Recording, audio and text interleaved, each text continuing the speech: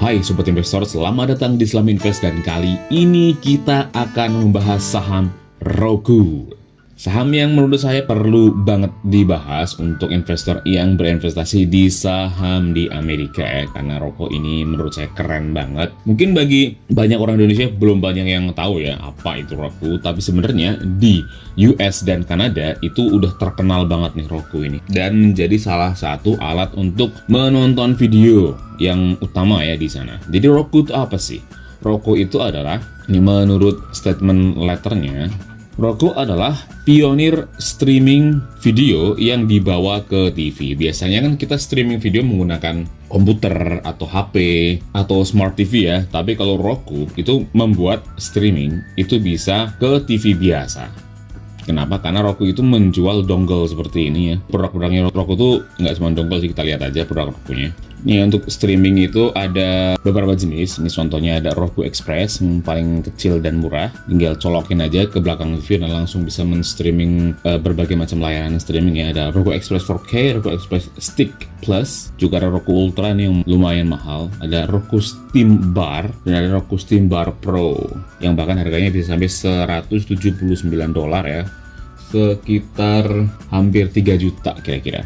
Nah, semua dengan kelebihan masing-masingnya. Tapi intinya Roku itu adalah semacam dongle atau alat untuk melakukan streaming ke layanan-layanan streaming internasional ya, seperti Premium TV, Netflix, Disney Plus, HBO Max, Hulu, Prime Video, dan channel-channel premium yang lain ya, itu bisa di streaming langsung dengan satu alat yaitu Roku itu, dan bisa dilakukan di TV manapun. Jadi kita nggak perlu lagi nonton Netflix di komputer, kita bisa langsung, jika kita punya TV 43 inch atau 53 inch di rumah yang bukan smart TV, tetap bisa menonton Netflix dan Disney Plus dalam TV tersebut hanya dengan mencolokkan Roku dongle itu ke dalam TV-nya. Dan menurut saya itu bagus sekali sih. Dan yang lebih penting lagi, kenapa Roku itu terkenal? Karena dongle-nya sendiri kan kecil nih, salah satunya ya.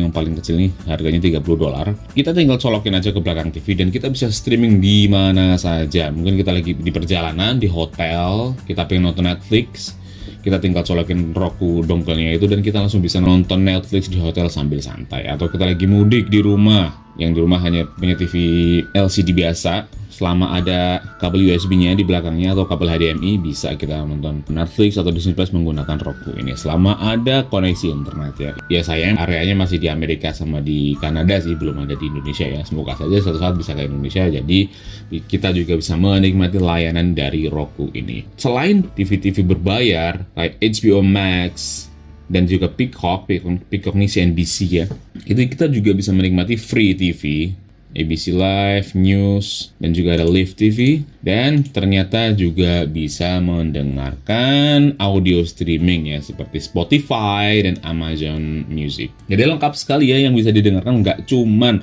streaming TV tapi juga bisa audio streaming. Dan jika belum puas dengan dongle-nya, kita pengen menikmati suara yang lebih bagus, bisa dengan menambahkan Roku Audio ya, untuk meningkatkan kualitas suara dari layanan streaming yang kita tonton. Bentuknya cuma gini doang Sobat Investor. Ini HDMI ya, dicolokin ke belakang HDMI dengan dongle seperti ini. Nah, yang lebih keren lagi, pendapatan dari Roku itu banyak yang berpikir bahwa pendapatannya itu didapatkan dari menjual alat ini, menjual alat dongle seperti ini. Tapi ternyata bukan Sobat Investor. Pendapatan utama dari Roku itu didapat dari platform revenue. Artinya apa? Platform revenue itu dari kerjasama dengan pemilik konten. Ya, Roku itu nggak membayar pemilik konten seperti Netflix dan Disney Plus, tapi justru sebaliknya ya, Roku itu dibayar oleh Netflix dan Disney Plus. Jika ada pengguna Netflix atau Disney Plus yang mendaftar melalui TV Roku, Roku itu akan mendapatkan royalti. Dan selain dari langganan itu juga dari iklan ya, Roku juga menayangkan iklan yang cukup bagus, dan dari iklan itulah Roku juga mendapatkan pendapatannya. Jadi Roku itu menjual alat dongle seperti ini tuh labanya sangat tipis ya, hampir rugi sebenarnya. Karena tujuannya itu bukan jualan dongle, bukan jualan alat, tapi tujuannya adalah mendapatkan user base atau basis pelanggan yang semakin meningkat. Dari basis pelanggan itulah Roku bisa mendulang pendapatan ya, yang didapatkan dari advertiser atau pengiklan dan juga dari pemilik konten. Ini dari platform revenue sangat banyak ya, dari kuartal pertama tahun 2021 itu sampai 466 juta ya, ini dalam jutaan, dan sampai 466 juta atau naik sebesar 101% dari kuartal yang sama tahun sebelumnya ya. Tapi dari player revenue sendiri atau pendapatan yang dapat dari player atau pengguna itu sangat kecil, hanya 100 juta dolar saja. Jauh dibandingkan dengan dari platform revenue yang 466 juta. Next, kita lihat langsung saja dari pergerakan sahamnya. Roku diperdagangkan di bursa Nasdaq ya, dengan kode tikernya Roku. Dalam satu hari terakhir nih, hari bursa tanggal 2 Juli, itu Roku turun sebesar 1,23%, tipis saja. Sedangkan dalam 5 hari turun sebesar 1,54%, masih tipis. Sedangkan dalam satu bulan ternyata sudah naik sebesar 31%. Wow, satu bulan naik 30%, sobat investor. Banyak sekali ya. Dalam 6 bulan ternyata, wow, ini yang keren nih. Dalam 6 bulan ternyata hanya naik 35%, yang artinya udah sideways ya. Sideways-nya cukup lama, sampai 6 bulan. Yang artinya sekarang adalah waktu yang bagus ya jika sobat investor ingin mulai membeli Roku, karena udah sideways selama 6 bulan. Sedangkan dalam 1 tahun terakhir ternyata sudah naik sebesar 225%. Wow, udah naik 2 kali lipat lebih dalam 1 tahun terakhir ya. Ini luar biasa sekali menurut saya ini. Dan yang hebatnya lagi, sejak bulan Februari itu masih turun 7% ya. Udah hampir setengah tahun nih sideways-nya. Ini keren sekali jika ingin mulai membeli Roku sekarang ya. Kita lihat pendapatannya, ini indah sekali ya. History revenue dari Roku ini setiap tahun selalu meningkat, bukan setiap tahun lah, setiap kuartal, trailing 12 months-nya itu selalu meningkat dan belum pernah turun sama sekali. Ini data terlama yang dimiliki oleh situs Macro Trend, itu di kuartal keempat tahun 2017. Sejak saat itu terus menerus naik ya, bahkan peningkatan di kuartal terakhir, di kuartal pertama tahun 2021 itu menyentuh rekor ya, dengan kenaikan besar sepanjang sejarah Roku yang ada di situs Macro Trend-nya, itu naik sebesar 78,82%. Ini menarik sobat investor, dengan kenaikan kuartal ketiga yang sampai 78%, ternyata harga sahamnya malah sideways. Kuartal ketiga kan bulan Maret nih, bulan Maret ya, Maret tahun 2021. Tapi ini sejak bulan Maret nih, biasanya kan ini sejak bulan Maret nih, di sini sideways saja. Ini keren sih menurut saya. Justru sepertinya orang lagi terfokus ke kripto ya sekarang ya, sehingga melupakan bahwa ada saham-saham keren seperti Roku yang justru malah luput dari perhatian para investor. Dan bahkan sejak Maret nih, kita lihat ya, 1 April itu baru naiknya nih tertingginya, jadi 13 April baru naik sebesar 10% saja, padahal kenaikan pendapatannya itu sampai 78% ya, 79 lah kita bulatkan, 79%. Itu keren sekali sih, orang-orang belum sadar. Ini menurut saya adalah waktu yang sangat bagus ya bagi sobat investor yang yakin dengan masa depan Roku dan ingin mulai mengkoleksi. Sekarang adalah waktu yang sangat bagus untuk dikoleksi dalam jangka panjang ya tentunya ya. Oh iya, satu lagi nih yang saya lupa untuk mention. Beginilah model bisnis Roku ya, dari konten akan mendatangkan audience. Dan audience itu akan mendatangkan advertiser. Advertiser ini adalah salah satu dari pilar pendapat Roku yang besar ya. Dan dari advertiser digunakan untuk membuat konten lagi, karena Roku juga memiliki Roku TV yang sayangnya belum ada di Indonesia, masih kosong ya. Jadi begini, muter terus, dan sekarang dalam posisi yang sangat bagus ya, karena streaming service apapun yang populer itu Roku tetap menjadi pemenangnya ya. Mau Disney Plus atau Netflix atau Apple TV Plus, tetap saja siapapun yang menjadi platform streaming video yang terbaik, tetap saja Roku adalah pemenangnya, karena semuanya di streaming di Roku. Dan Roku mendapatkan pendapatan dari biaya menayangkan konten dari pembuat konten seperti Apple TV Plus, Disney Plus, dan Netflix. Dan terlihat memang di pendapatannya yang semakin meningkat tiap kuartalnya, itu keren sekali. Next, kita lihat fundamentalnya ya. Roku sekarang diperdagangkan di harga $430. Sama ya di Google Finance dengan di MarketBit. Nah, next kita lihat nih. Dan employees-nya juga sangat kecil, hanya 1.925 orang saja ya, untuk sebuah perusahaan yang market kapitalnya sampai 56,9 miliar dolar. Ternyata karyawannya hanya 1.900 saja. Itu menurut saya sangat sedikit sekali ya, artinya Roku itu cukup efisien dalam menjalankan bisnisnya. Sehingga meskipun market capitalnya sudah sampai 56 miliar dolar, tapi pegawainya tergolong masih cukup sedikit sobat investor. Jadi pendapatannya itu sebesar 574 juta dolar di kuartal pertama ya, atau naik sebesar 79%. Itu keren sekali sih. Sedangkan net income atau labanya, ini pendapatannya, dan labanya itu 76 juta dolar, yang artinya naik sebesar 239. Wow, ini yang keren sobat investor. Pendapatannya naiknya cukup besar sampai 79%, tapi labanya jauh lebih besar peningkatannya sampai 239%. Ini keren sekali. Dan net profit marginnya juga meningkat cukup besar menjadi 13% ya. Di tahun lalu itu masih rugi.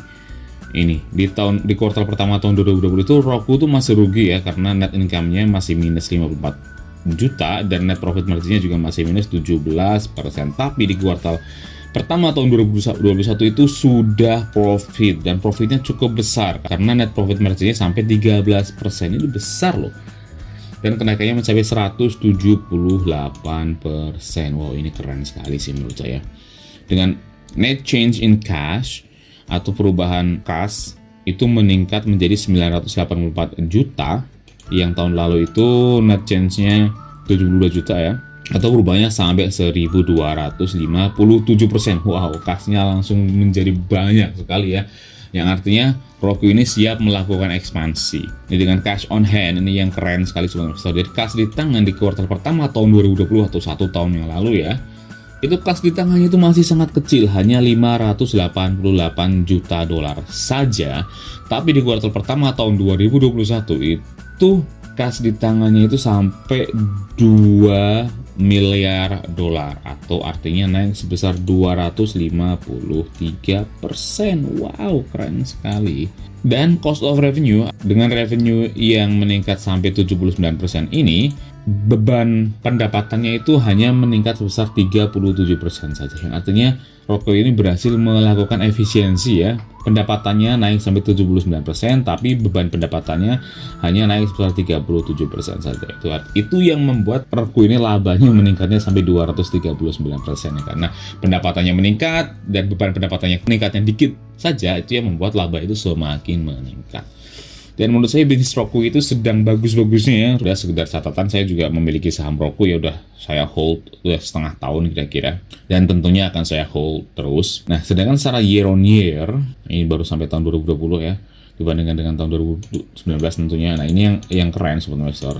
Secara year on year itu Roku tuh jauh lebih baik keadaannya, karena kita lihat nih, revenue-nya naik dari 1,13 miliar dolar menjadi 1,7. Kalau investor hanya melihat laporan keuangannya itu secara year on year atau di sampai kuartal keempat ya tahun 2020, itu memang Roku kelihatan masih rugi 17 juta dolar. Padahal kalau kita lihat secara kuartal, itu laba di kuartal pertama saja itu sampai 76 juta. Jadi menurut saya sekarang adalah kesempatan yang bagus untuk membeli Roku, karena ketika nanti di kuartal keempat tahun 2021 dan kita lihat jika Roku itu setelah laporan tahunannya itu meningkat sangat pesat ya, tentunya harga sahamnya juga akan melesat, karena orang kebanyakan lihatnya secara laporan tahunan ya. Memang tahun 2020 kuartal keempat masih rugi 17 juta, tapi di kuartal pertama tahun 2021 aja labanya udah sampai 76 juta. Dan tentunya akan meningkat ya di kuartal kedua, 3 dan 4, masih ada 3 kuartal yang belum dilaporkan, yang menurut saya juga akan terus meningkat. Roku ini sedang bertumbuh pesat, tapi harga sahamnya landai. Wow, ini sepertinya saya juga perlu menambah saham Roku lagi nih, karena memang ini sepertinya banyak orang yang masih belum terlalu ngeh dengan kerennya Roku ya, mungkin masih fokus sama kripto dan sehingga orang itu melupakan bahwa ada saham sekeren Roku. Tapi patut diingat juga ya, karena secara price to earning-nya memang masih sangat mahal. Karena kalau dilihat secara price to earning masih 528, yang artinya kalau dilihat secara value, Roku itu sangat mahal sekali price to earning-nya. Tapi kalau dilihat secara growth itu dilihat secara ini ya, growth itu pertumbuhannya memang sangat cantik sekali. Jadi terserah sobat investor tipe yang mana. Jika sobat investor itu adalah investor tipe value investor yang mencari saham dengan valuasi yang murah, Roku itu tentu saja tidak cocok ya, karena valuasinya masih sangat mahal, yaitu 528 price to earning-nya. Tapi kalau dilihat secara growth, jika sobat investor itu adalah tipe investor yang mencari pertumbuhan perusahaan, tentunya Roku ini sangat layak untuk dimiliki karena memang pertumbuhannya selalu meningkat tiap tahun dan belum pernah turun sama sekali sobat investor. Dan tentunya belum membagi dividen ya, karena Roku ini masih tipe perusahaan yang masih sangat bertumbuh dan fokusnya masih pertumbuhan perusahaan. Nah, kita lihat ya sekarang dari rekomendasi analis. Analis rating menurut situs MarketBeat, semuanya merekomendasikan buy dari 180 hari lalu, 3 bulan lalu, sebulan lalu, dan bahkan hari ini itu Roku rekomendasinya tetap buy oleh analis. Nah, bahkan analis di Nasdaq sekalipun, analis research-nya itu merekomendasikan untuk strong buy berdasarkan 10 analis yang tentunya juga analis yang keren-keren ya, bukan analis sembarangan. Jadi senada ya, karena saya juga adalah investor yang lebih ke arah growth, saya sangat suka sekali dengan Roku, dan setelah melihat pertumbuhan pendapatan yang seindah ini, tentu saja saya jadi lebih tertarik lagi untuk membeli Roku, dan mungkin dalam waktu dekat saya juga akan menambah posisi. Bagaimana pendapat kalian? Apakah kalian juga tertarik untuk membeli Roku? Atau masih wait and see? Atau kalian malah justru tipe investor yang beraliran value investor yang menjauhi saham-saham dengan valuasi price to earning yang setinggi ini? Tuliskan pendapat kalian di kolom komentar, klik like dan share jika kalian menyukai video ini, atau dislike saja jika kalian tidak menyukai video ini. Jika kalian memiliki request saham apa yang ingin dibahas selanjutnya, tuliskan juga di kolom komentar. Dan bagi yang belum subscribe, silahkan klik tombol subscribe-nya, nyalakan lonceng notifikasinya agar terus mendapatkan update terbaru dari Saham Invest. Semua yang ada di video ini adalah opini pribadi saya ya, mohon untuk tetap melakukan penelitian kalian sendiri sebelum memutuskan untuk membeli atau menjual saham apapun. Oke, cukup sekian saja video kita kali ini, sampai jumpa di video selanjutnya. Stay smart, salam investasi.